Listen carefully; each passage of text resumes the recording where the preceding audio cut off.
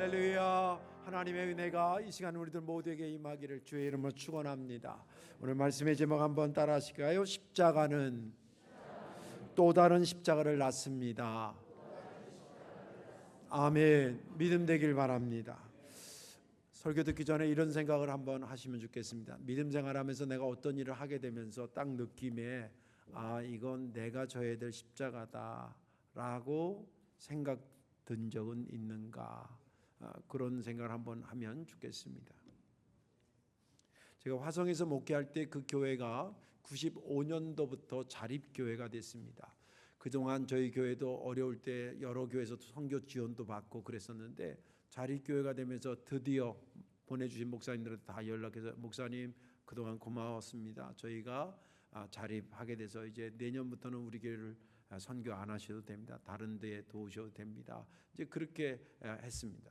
그리고 기도하던 중에 자립교회는 개념이 지원을 받던 교회에서 지원을 안 받는 교회 그렇게 생각을 했는데 하나님께서 그게 아니라 지원을 받는 교회에서 지원하는 교회로 바뀌는 거야. 그런 감동을 줘서 그때부터 이제 1년에 한 교회씩 이렇게 선교하는 교회를 늘려나가야겠다 생각을 했습니다. 근데 그 당시에 그것을 결정하는 우리 교회는 규모상이나 여러 가지나 정말 십자가를 지는 심정으로 그것을 결정했습니다. 그리고 또 한 해만 돕는 게 아니라 그 다음 해에는 2교회가 되고 그 다음에는 3교회 되고 계속 늘려나가는 것이었기 때문에 저희들로서는 상당한 결심을 하고 결정했던 것입니다. 그러던 중에 저희 지방에 어느 목사님이 저를 찾아와서 최 목사 그 교회 이렇게 1년씩 이렇게 한다는데 너무 좋은데 우리 아들이 얼마 전에 충북 음성에 시골교회 교회를 목회를 나갔네. 근데 너무 어려우니까 목사님 기회가 되면 그 교회를 좀 선교 지원하면 좋겠네. 그렇게 얘기를 하더라고요. 근데 그 목사님 아들을 제가 고등학교 다닐 때부터 잘 알고 감신 들어간 것도 다 알고 그랬기 때문에 익히 잘 알던 그 적이었고 또 그 교회 목사님이 저희 교회가 이제 그 땅 사고 57평 1차 그 리모델링에서 들어갈 때 그 부탁하신 목사님네 교회 장로님이 사회 평신도부 총무였어요. 저희 지방. 그래서 그분이 오더니 격려한다고 그 당시 돈으로 50만 원을 헌금했는데 이게 30년 전입니다. 그러니까 지금 생각하면 한 300만 원 정도 되지 않을까 헌금한 적이 있어서 제가 이렇게 저렇게 고맙게 여기던 중이었기 때문에 알겠습니다. 그리고 이제 그 다음에 또 그 교회가 선정이 돼서 선교를 계속하고 교인들하고 또 그 교회 방문도 하고 어려운 것도 도와주고 그랬습니다. 그렇게 섬기다가 제가 인천으로 이렇게 성도교회로 왔습니다. 그리고 얼마 지났는지 정확히는 기억이 안 나는데 하루는 그 선교 지원 받는 그 목사님 부탁했던 목사님 아들 목사가 전화가 왔어요. 목사님 잘 계시죠? 그리고 뭐 어디 잘 지내지? 어쩌면 그런데 그런데 그 목사가 이래 목사님 제가 충남 아산 쪽에 어떤 목사님 은퇴하는 교회 후임으로 가게 됐습니다. 그동안 너무 기도해 주고 그래서 너무 감사합니다. 그렇게 얘기 전화가 왔더라고요. 아이고 잘 됐다. 이제 그리고 전화를 끊었는데 그리고 한 1년 뒤에 다시 전화가 왔습니다. 목사님 제가 온 교회도 자립교회라 제가 목사님 하시는 거 보고 나도 우리도 그렇게 배워야 되겠다 해서 이제 첫 번 선교하는 교회를 하기 시작했다는 거예요. 그런데 어느 교회를 할까 이렇게 생각하다 보니까 우리 교회 했던 거 그동안 또 목사님이 저를 도와줬던 게 기억이 나서 첫 번 교회 선정은 목사님께 선택권을 드리는 게 좋겠다. 그렇게 생각을 했다는 거예요. 그러면서 목사님이 도와주고 싶은데 아직 못 도와준 교회가 있으면 저한테 알려주면 저희가 섬기겠다 그러더라고요. 그래서 내가 고맙다 그랬어요. 고맙다. 왜 고마우냐면 선교 해서가 고마운 게 아니라 네가 그런 선교적인 마인드를 우리가 어렵게 결정해서 너희 도왔는데 그 의미를 잘 깨닫고 그리고 너희들도 그런 거에 그 십자가의 대열에 함께 동참한다는 얘기를 들으니까 내가 너무 마음이 기쁘다. 그러면서 이제 한 교회를 선정을 해주더니 그 교회를 계속 섬기는 것을 보고 있습니다. 십자가는 또 다른 십자가를 낳는 것입니다. 오늘 본문에 있는 말씀은 예수님께서 십자가에 돌아가시고 그날 저녁에 장례 치르는 것이 배경으로 말씀이 기록되어 있습니다. 예수님이 돌아가시긴 했는데 누구 하나 나서서 장례를 치르겠다고 손든 사람이 없던 상황에서 아리마대 출신 그 지역의 이름인데 아리마대라는 지역의 출신 요셉이라고 하는 사람이 담대한 마음을 가지고 총리였던 빌라도를 찾아가서 문안을 드립니다. 그러면서 하는 말이 총독님 외람됐는데 예수님의 시신을 저한테 좀 주십시오. 제가 그분을 장례 치료해야 될 것 같습니다. 그랬더니 통상 이제 십자가 달려 돌아가시면 12시간 내지 길게는 24시간이 있어야 생명이 끊어진답니다. 근데 이제 낮에 죽었는데 저녁이니까 길어봐야 한 6시간밖에 안 되니까 벌써 죽었나? 그리고 이제 자기 부하한테 가서 확인하라니까 벌써 죽었다고 그런 거예요. 그래서 그러니까 빌라도가 그럼 데려가라고. 그래서 이제 그분을 예수님의 시신을 내려서 자기가 돈 주고 산 세마포를 가지고 그 천으로 예수님을 우리로 말하면 염을 하는 거죠. 염을 하고 그리고 바위를 뚫어서 이제 무덤을 이제 만드는데 이게 이제 한 번도 장례 치른 적이 없는 자기가 사둔 그 깨끗한 묘지에다가 예수님을 안장시키는 그리고 그것을 이제 마리아와 막달라 마리아와 또 요새의 어머니 마리아가 지켜보는 그러면서 오늘 본문은 기록이 되어져 있습니다. 저는 지난 주간에 이 본문을 보면서 특별히 43절에 있는 말씀을 유심히 보게 됐는데 아리마대 사람 요셉이 와서 당돌이 빌라도에게 들어가 예수의 시체를 달라 하니 이 사람은 존경받는 공회원이요 하나님의 나라를 기다리는 자라. 이 말씀이 어떻게 은혜가 됐냐면 아까도 말한 것처럼 그런 겁니다. 누구 하나 손들고 장례를 치르겠다고 손든 사람이 없는 거예요. 근데 자기가 장례를 치르겠다 할 때에 따가운 시선이 한두 개가 아닙니다. 예를 들자면 당시에 이 사람이 공회 회원이라는데 이게 뭐냐면 우리로 말하는 국회예요.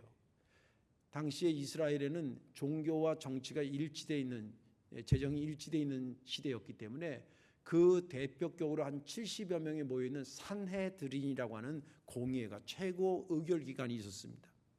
거기에 다 지시를 받고 거기에 결정을 따라서 예수를 십자가에 못 박아 죽인 거거든요. 근데 이 사람이 그 국회의원 중에 하나인 거예요. 그러니까 거기 예수님의 시신을 오셔서 자기가 장례 치른다 그러면 그 나머지 사람들이나 주변 사람들이 막 손가락질하고 심지어는 여차하면 돌에 맞아 죽을 수도 있는 그런 겁니다. 여러분 귀로 이야기로 듣지 마세요. 실제 상황이 그랬어요. 그런데 여기 오늘 듣지만 담대하게 당돌이 그런 얘기 했잖아요.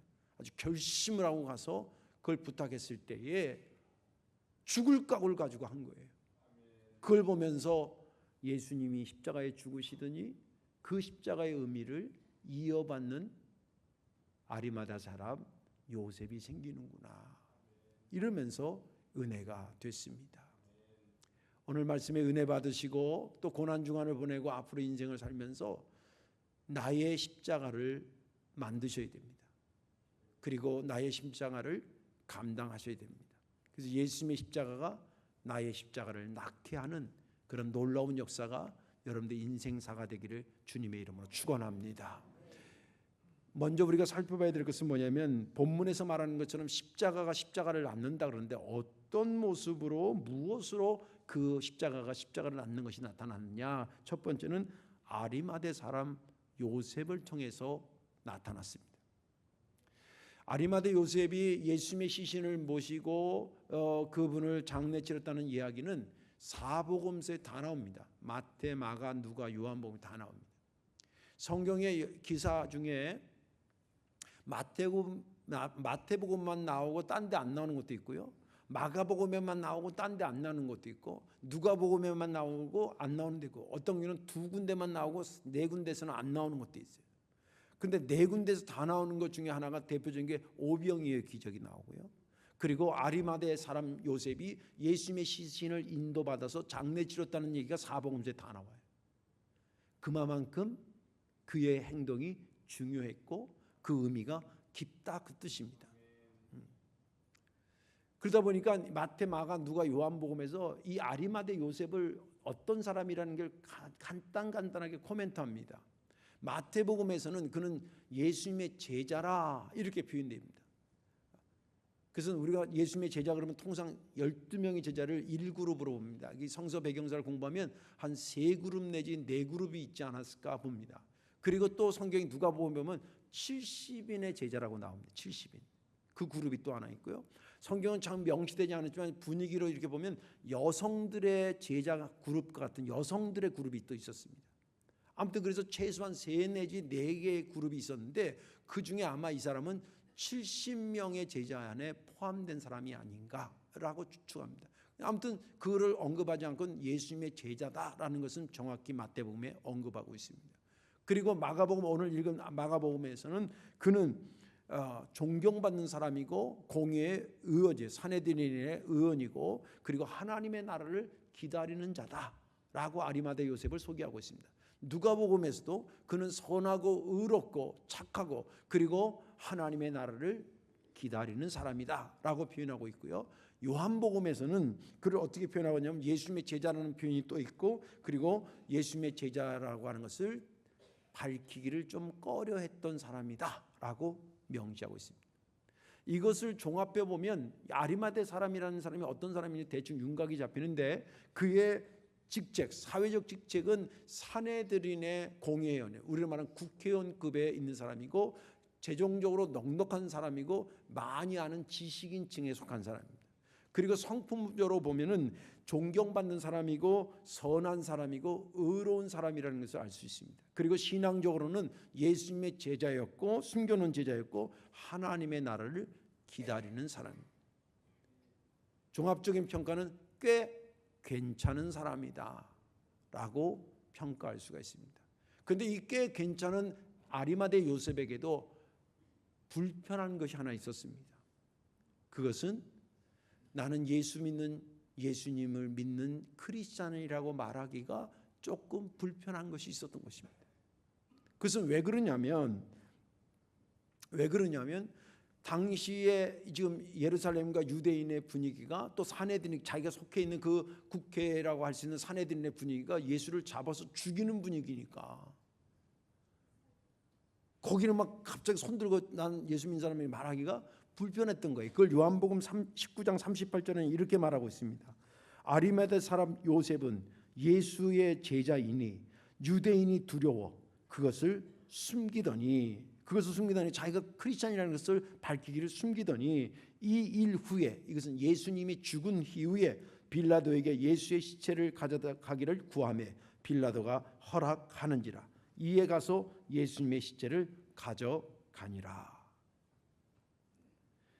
이런 분위기예요. 근데 이 분위기가 얼마나 심한지 3년 동안 예수님과 한솥밥을 먹었던 예수님의 제자들도 결정적인 순간에 다 흩어지고 없었어요.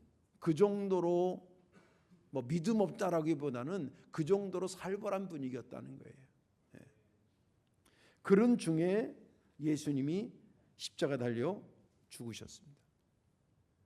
이 아리마대 요셉이 내적 고민을 하고 갈등을 한 것에 대해서는 성경에서 언급하지는 않는데 성경의 전체적인 맥락을 보면 이 사람이 예수님이 죽자 깊은 고민에 빠졌습니다. 어떤 고민에 빠졌냐면 이런 겁니다. 아까도 얘기한 예수님이 그 좋으신 분이 죽었는데 누구 하나 손들고 내가 장례 치르겠다고 손드는 사람이 없는 거예요.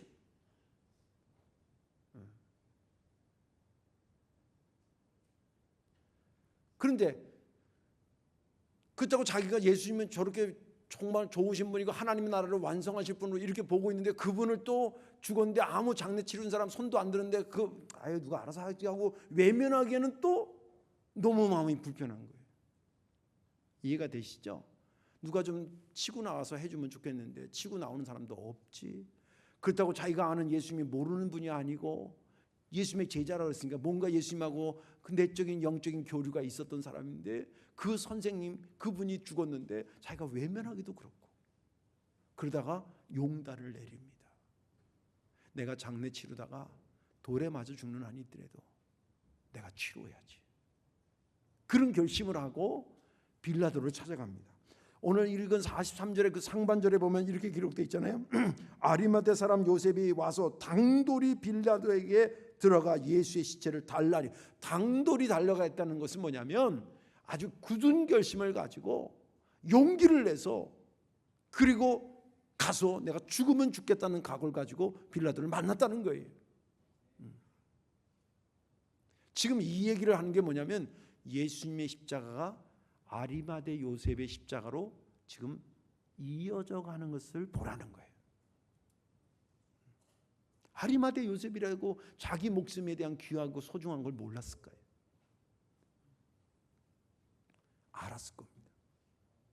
여차하면 극한교육은 자기도 돌 맞아 어떻게 될지도 모른다고, 그리고 그것까지는 아니도 인격 살인을 당할 거라고까지도 연상을 했을 겁니다. 그런데 그럼에도 불구하고 그는 그게 손을 들고 당돌이 빌라도에게 예수님의 시신을 인도해 달라고 요청합니다. 십자가를 통해서 우리에게 보여주는 것이 여러 가지가 있지만 뺄 수 없는 것이 내가 주고 너를 살린다는 것이죠. 그 십자가의 정신을 그대로 아리마대 요셉이 물려받아서 내가 예수님의 장례 치르다가 돌 맞아 죽는 한이 있더라도 내가 그 일을 하리라 하고 거기에 나선 것입니다. 굳이 예수님의 장례를 치른다고 볼 때에 사실은 그 장례 위원장이 누가 돼야 되겠어요? 한번 생각해 보세요. 예수님을 장례 치른다고 할 때 굳이 한다면 장례 위원장이 누가 돼야 되겠어요? 3년 동안 그래도 수제자 역할을 했던 베드로가 완장차고 해야 될 거 아니에요. 그리고 장례 위원들을 구성했다고 한다면 누가 위원들이 돼야 되겠어요? 3년 동안 예수님을 따라다녔던 제자들이 위원이 돼야 될 거죠. 그런데 누구 하나도 눈 씻고 봐도 그런 사람이 한 명도 보이지 않았습니다. 이때에 담대하게 예수님의 시신을 달라고, 내가 어떤 위험을 감수하더라도 그것을 하겠다고 말하는 그 상태가 아리마대 요셉의 십자가가 아니면 무엇이겠냐는 거예요. 자, 그 다음 이야기로 좀 더 깊이 들어갑니다. 그러면 왜 십자가는 또 다른 십자가를 낳게 되는 것일까? 그것은 하나님의 생명 역사이기 때문입니다. 오늘 본문에 보면 예수님의 십자가가 물론 의미는 다릅니다. 예수님의 십자가와 아리마대 요셉이 감당했던 십자가 의미는 다르지만 본질적인 건 이건 구원을 위한 주님의 십자가고, 이거는 그 십자가의 의미를 가지고 내가 주고 헌신하는 것의 십자가니까 그건 뭐 차원은 다르지만 그래도 예수님의 십자가가 아리마대 요셉의 십자가로 이어졌습니다. 그리고 십자가의 역사는 멈췄을까요? 그 이후로도 계속됐을까요? 계속됐다고 제가 생각하는 게 아니라 성경이 말해주고 있습니다. 요한복음 19장 39절에 보면 이렇게 기록이 되어 있습니다. 일찍이 예수께 밤에 찾아왔던 니고데모도 몰약과 침향 섞은 것을 100리트라쯤 가지고 온지라. 여기 니고데모라는 사람이 나와요. 이 사람이 예수님을 찾아왔는데 언제 왔다고요? 밤에 찾아왔다는 거예요. 요한복음에 보면 나와요. 그래서 거듭나야 된다. 그러니까 이 니고데모가 엄마 뱃속에서 나왔는데 또 한 번 나야 되나요? 뭐 이런 얘기. 그러고 나서 주님께서 그 말을 설명하면서 쭉 나오다가 육으로 난 것은 육이요 영으로 난 것이 영이라는 그 얘기. 그 다음에 하나님이 세상을 이처럼 사나 독생자를 주신 이는 저를 믿는 자마다 멸망적 영생을 얻으리라. 이 말 니고데모랑 얘기하는 중에 나온 말들이에요. 무슨 말인지 알겠지? 근데 그 사람이 언제 찾아왔다고요? 밤에 찾아. 왜 밤에 찾아냐? 자기가 다른 사람한테 들킬까 봐요. 아까 아리마대 요셉이라는 사람이 자기가 예수님을 따르는 것을 좀 밝히기를 꺼려했던 것 같은 맥락의 사람이 이 니고데모예요. 근데 보니까 아리마대 사람이 요셉이 십자가 딱 자기 십자가를 지고 내가 예수님 모신다고 장례 치른다고 돌 맞아 죽더라도 내가 할 거야. 그리고 딱 나서니까 니고데모가 하면 그럼 나도 하겠습니다. 그러고 일어선 거예요. 그 얘기예요 지금 그 얘기가. 그래서 아리마대 요셉은 그분을 시신을 인도해서 세마포로 해서 돌무덤을 판데 그거 비쌌거든요. 거기에 잘 모시는 것을 준비하고 이 니고데모는 자기 돈을 투자해가지고 시신의 발을 아주 고급 향수 같은 그런 것들을 사가지고 지금 가져왔다는 거예요. 예수님의 십자가가 아리마대 요셉으로 갔고 아리마대 요셉의 십자가가 니고데모로 가는 과정을 보라는 거예요. 자, 그러면 그 십자가의 행렬은 니고데모에서 끝났을까요? 계속 이어졌을까요? 계속 이어졌다고 성경은 말해주고 있습니다. 어떻게 말하고 있냐면 고린도전서 15장 5절에서 8절까지 게바에게 보이시고, 부활하신 예수님이 게바에게 보였다는, 게바는 베드로를 얘기합니다. 베드로에게 보이신 후에 12제자에게 나타나고 그 후에 500의 형제에게 나타나고 일시에 보이셨나니 그 중에 지금까지 대다수는 살아있고 어떤 사람은 잠들었으며, 그 후에 야고보에게 나타나시고 그 후에 모든 사도에게 나타나고 맨 나중에 만삭되지 못하여 난 자 같은 내게도, 즉 바울에게도 나타났다. 지금 여기 나타났다는 것은 그 사람들이 다 자기 십자가를 지고 예수님의 뒤를 따르고 이어졌다는 것을 얘기하는 거예요. 할렐루야. 주님의 십자가는 시작했는데 그것으로 끝나지 않고 그것이 계속 이어졌다는 거예요. 한번 생각해 보세요. 십자가라는 게 여러분들 이게 리조트 가서 쉬는 겁니까? 그때 팔찌에 끼는 거, 목에 다는 게 십자가가 아니잖아요. 십자가는 일단 딱 연상이 힘들다, 고생스럽다. 사실은 정확히 얘기하면 주의 영광을 위해서 죽는다예요. 죽을 뻔한 게 아니라 그게 십자가예요. 어렵고 힘든 건데 이 엄청난 것이 예수님 혼자로 끝난 게 아니라 이게 아리마대 사람 요셉으로 가고 거기에 니고데모에게 가고 그리고 게바에게 가고 사도들에게 가고 500의 형제에게, 야고보에게, 바울에게 계속 이어지고 바울 뒤에는 또 디모데도 이어지고 디도도 이어지고 뭐 브리스겔라 아굴라한테 이어지고 계속 이어지고 그게 어떻게 가능한 것일까? 하나님의 생명 역사이기 때문에 가능한 거예요. 어떤 일이 멈추지 않고 꾸준히 가려고 그러냐면 두 가지 충족 조건이 있어야 됩니다. 첫째는 이 일을 누가 주도하고 있느냐는 거예요. 두 번째는 이 일의 의미가 좋으냐 나쁘냐, 어떤 의미와 가치가 있느냐에 따라서 길게 가기도 하고 중단에 멈추기도 합니다. 그런 관점에서 예수님의 십자가를 지금 하나님의 생명 역사라고 그랬는데, 하나님의 이 십자가의 생명 역사는 누가 주도했는지 한번 살펴보시도록. 하나님의 십자가, 예수 그리스도의 십자가의 사건은 누구에 의해서 주도되고 있었냐면 삼위일체 전능하신 하나님에 의해서 주도된 것임을 믿으시기 바랍니다. 그분은 어떤 일을 할까 말까는 고민해도 하면 힘이 딸려서 못한다, 부족해서 못한다, 능력이 부족해서 못한다, 이렇게 말한 적이 없어요. 예레미야 32장 27절에 하나님께서 당신을 소개하기를 이렇게 소개하고 있습니다.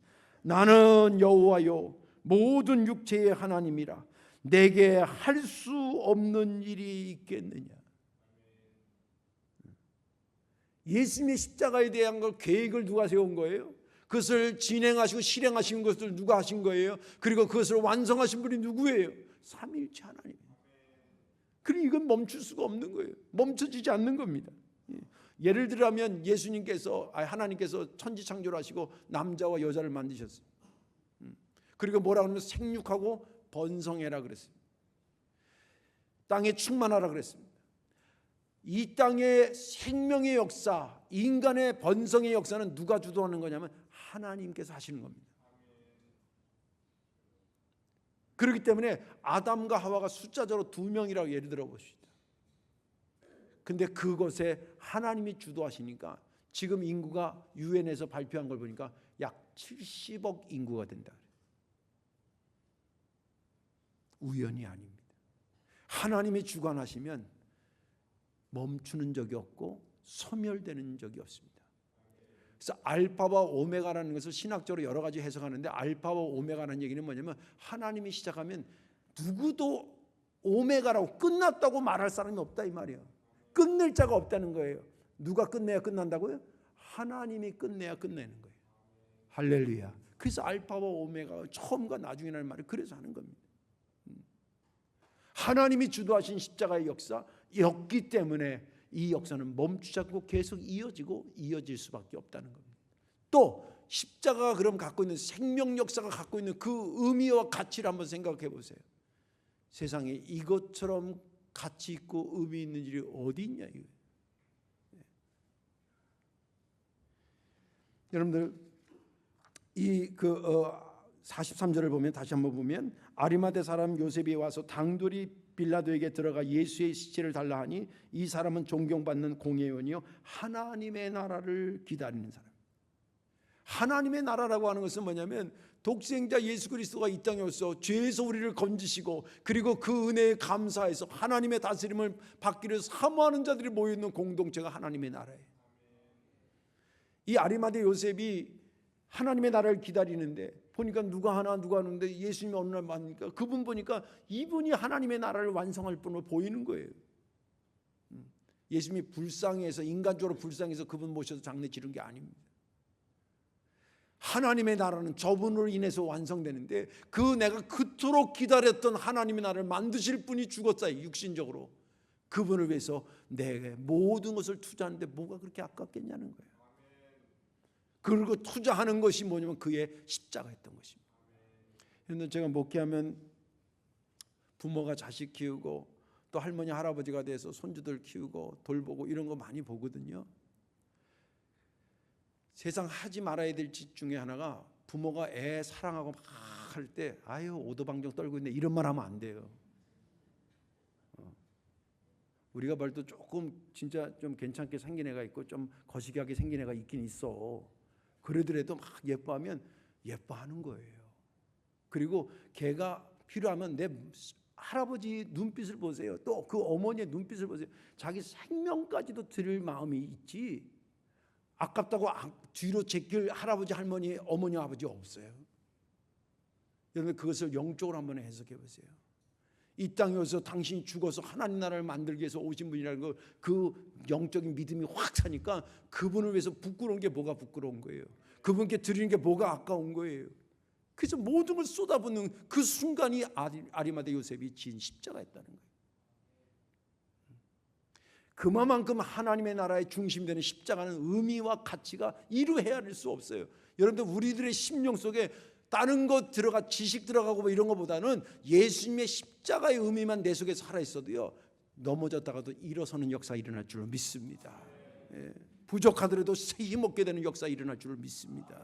여러분들 가정에 하나님의 십자가 예수 그리스도의 십자가만 살아있다고 한다면 가정이 평안할 줄로 믿습니다. 내가 다니는 직장에 예수님의 십자가만 있다고 한다면 그 직장이 지옥 가는 것이 아니라 천국 가는 것처럼 가게 될 것입니다. 여러분이 사는 아파트 단지에 예수님의 십자가만 거기에 있다고 한다면 부녀회장하고 싸울 일이 하나도 없어요.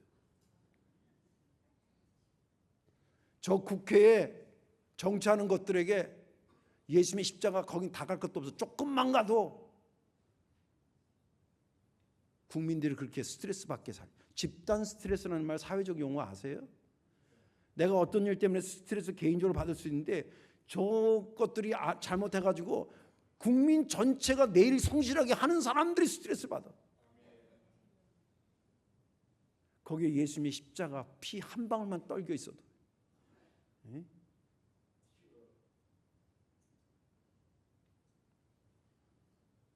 더 이상 얘기 안 할게요. 막 욕 나오는데 참고 이렇게 하겠습니다. 십자가가 없는 것은 반드시 멸망하게 되고 십자가가 있는 것은 무너질 것 같은데도 다시 일어서는 역사가 일어날 줄로 믿습니다. 그거예요. 종합해 보면 이 십자가의 역사, 하나님의 나라의 역사 주도하신 분이 누구예요? 예수 그리스도 삼위일체 하나님께서 역사하셨고 그리고 그 의미는 최고의 가치, 하나님 나라를 만든다라고 하는, 내가 죽어서 하나님 나라를 만든다라고 하는 것처럼 가치 있는 게 어디 있어요? 그렇기 때문에 예수님의 십자가는 멈추지 않고 지속되고 이어져 오는 것이었습니다. 그리고 그 십자가를 지금 우리가 지고 사는 이 삶에도 그대로 이어져 가는 것입니다. 그러기에 십자가는 또 다른 십자가를 낳게 되는 것입니다. 이제 말씀을 정리하겠습니다. 예수님이 우리를 위해서 이 땅에 오셔서 십자가 지신 건 너무 귀하고 값진 겁니다. 이례적으로 끝나기에는 너무 가치 있고 아까운 것입니다. 이건 이대로 끝나도 안 되고 계속 이어져 가야 되는데 이 십자가의 의미 자체를 예수님의 십자가를 곳곳에 증거되면서도 이어져 가야 되겠고 또 한 가지는 그 십자가를 받은 십자가의 의미를 가지고 나의 십자가를 지고 이어지면서 나의 십자가를 이어가는 것, 그것이 십자가를 낳는 역사에 동참하는 것입니다. 내가 져야 될 십자가는 하나만이 아닐 수도 있습니다. 10대 때 지는 십자가가 있고 결혼하기 전에 또 결혼한 이후에 또 아이를 낳으면 아이들의 엄마로서의 십자가도 있을 것이고 아버지로서 십자가 되고 그러다가 할머니 할아버지가 되면 또 할머니의 십자가 있고 할아버지 집사님 때는 집사님의 십자가 있고 권사님 십자가 장로님 장로님의 십자가 있고 목사는 목사의 십자가 있고 혼자 여러 개의 십자가를 만들더라도 주님의 십자가를 바라보면서 이것 내가 이어가야 된다는 심정으로 이 고난주간을 살아서 이 고난주간에 여러분들 새로운 십자가를 발견하고 그 십자가를 이뤄나가고 이어가는 저와 여러분들 우리 교회 되기를 주님의 이름으로 축원합니다. 기도하겠습니다. 예수님 고맙습니다. 십자가의 구원의 은혜뿐만이 아니라 삶의 원리와 가치로 또 손색이 없는 십자가를 친히 지시면서 우리에게 보여주신 주님, 그 십자가를 보고 아리마대 사람 요셉이 자기 십자가를 만들어 졌고 니고데모가 만들어 졌고 또 그 뒤에 베드로와 12사도와 500명 바울, 디모데, 디도 쭉 이어져 오늘까지 우리의 십자가를 깨닫게 하신 하나님 감사와 영광을 돌리옵나이다. 고난주간을 보내며 주님의 십자가를 깊이 묵상하게 하시고 더불어 그 십자가로 이어지는 나의 십자가를 응시하며 살아가는 우리 모두가 되게 하여 주옵소서. 예수님의 이름으로 감사하며 기도하옵나이다. 아멘.